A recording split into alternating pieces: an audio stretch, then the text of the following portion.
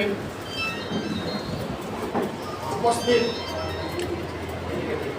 বিআরডিপি নির্বাচনের প্রস্তুতি সভার শ্রদ্ধেয়ভাজন সভাপতি, উপস্থিত বিএনপির, আমি কাউকে নাম মেনশন করবো না, ছাত্র দল, যুব দল, স্বেচ্ছাসেবক দল, মুক্তিযোদ্ধা প্রজন্ম দল, জাসাস, কৃষক দল এবং অঙ্গ সংগঠনের প্রতিটি সদস্যকে আমি জানাই আন্তরিক শুভেচ্ছা, অভিনন্দন এবং আমার সালাম। আসসালামু আলাইকুম।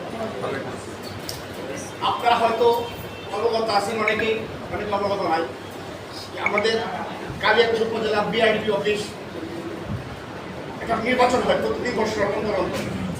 সেই নির্বাচন বিগত ফ্যাসিস্ট সরকারের আমলে আওয়ামী লীগ সরকারের কতিপয় কয়জন ব্যক্তি বিনা ভোটে নির্বাচন হয় নাই, তারা নিজে নিজেই ক্ষমতা প্রয়োগ করে চেয়ারে বসেছিল এবং 17 বছর তারা সেই দায়িত্ব পালন করে গেছে।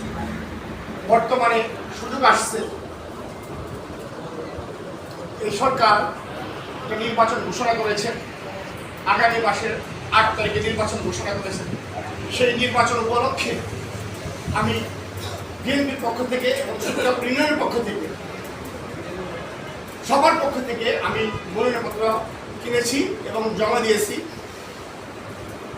চেয়ারম্যান প্রার্থী হিসেবে। তো আমি আপনাদের কাছে বার্তাটা পৌঁছে দিয়েছি। আবার আরও আগেই দেওয়া দরকার ছিল, হয়তো আমার সময়ের ব্যস্ততার তাগিদে, যেমন সিদ্ধান্তটা নিয়েছে গভর্নমেন্ট দ্রুত তাড়াতাড়ি, এবং আমি একদিনের ভিতরে সেই সিদ্ধান্তটা নিয়ে আমি মনোনয়নপত্র গ্রহণ করে মনোনয়নপত্র জমা দিয়েছি। আমি এই ব্যাপারটা আপনাদেরকে কাউকে জানাতে পারিনি, তার জন্য আমি আপনাদের কাছে ক্ষমা প্রার্থী। যেহেতু মনোনয়নপত্র জমা দিয়েছি, আমাদের নেতা যারা তারেক রহমান সাহেব, উনিও চাই যে যুব সমাজ এবং তরুণ রাজনীতিতে আসুন। বিগত আমাদের দলের থেকে আরো 3 জন ব্যক্তি মনোনয়নপত্র কিনেছে। আমাদের চন্দ্রবাজন আক্তার ভাই, জসিম ভাই, ওনারা বিগত সময়ে দুজনই চেয়ারম্যান ছিলেন, ওনাদের বয়স হয়ে গেছে।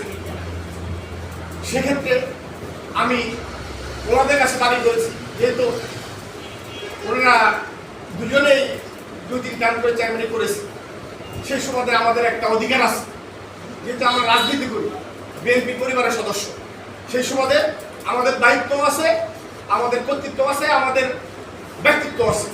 সেই সুবাদে আপনাদের সবাইকে নিয়ে আমরা চেষ্টা করব যেন নির্বাচনটাকে সাফল্যমণ্ডিত করে আমি নির্বাচনটা অংশগ্রহণ করে প্রত্যক্ষ ভোটে আমি নির্বাচিত হয়ে চলে আসতে পারি ইনশাআল্লাহ। আমি ইতিমধ্যে আমার নেতার সাথে যোগাযোগ করেছি, বিভিন্ন ভোটারের সাথে যোগাযোগ করেছি। প্রত্যেকটা জায়গা থেকে আমার জন্য একটা সুবার্তা আসতেছে, জি না, যোগ্য প্রার্থী হিসেবে মুফাজ্জল সাহেব আছেন, ওনাকে নিয়ে আমরা আগাবো। এই বার্তাটা আমি অনেকেই দেই না, কিন্তু আমাকে অনেকেই ফোন দিতেছে, আপনি চালায় যান, আমরা আপনার পাশে আছি। যেমন আমার একটা অবসমাপ্ত সেনা কল্যাণ সমিতি আছে, সেটা সভাপতি, আমার 450 সদস্য, এখান থেকে অনেকে আমার ফোন দিচ্ছে, আমি সেটা সভাপতি সাহেব আপনি নির্বাচন দাঁড়াইলেন, আমাদের বললেন না। আমি হ্যাঁ বলবো, মনোনয়নপত্র বাসায় শেষ হোক, আমি আপনাদের বসে এক ক্লাবে মিটিং করবো। সেখান থেকেও বড় ধরনের একটা আবাস পেয়েছি, আমরা আমাদের নিজের অর্থ করে খরচ করে আপনাকে আমরা নির্বাচিত করি ইনশাআল্লাহ।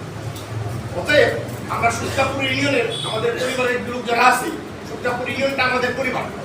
আমি মনে করি যদি আমি এই বিআরডিপির চেয়ারম্যান নির্বাচিত হয়ে আসতে পারি আপনাদের মাধ্যমে, আমি সারা বাংলাদেশ নিয়ে, সারা বাংলাদেশ বিআরডিপির চেয়ারম্যান হওয়ার একটা মেকানিজম আছে, আমি সেখানেও চেষ্টা করব সারা বাংলাদেশের বিআরডিপির অফিসের চেয়ারম্যান হওয়ার একটা গুরুত্বপূর্ণ দায়িত্বে আমি অধিষ্ঠিত হওয়ার মুখ্যম ভূমিকা পালন করবো ইনশাআল্লাহ।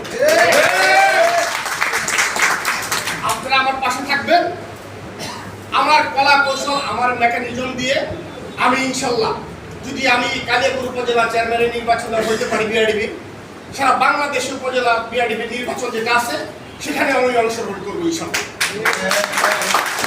আমি আপনাদের কাছে, আমাদের সিনিয়র নেতৃবৃন্দ আছে, আমার চাচা আছে, আমার অভিভাবক, ওনার কাছে আমি বলবো আপনি নেতার সাথে আপনি কম্প্রোমাইজ করেন, নেতাকে বুঝাইয়া বলেন কিভাবে আমাকে নিয়ে বের হয়ে আসতে হয়।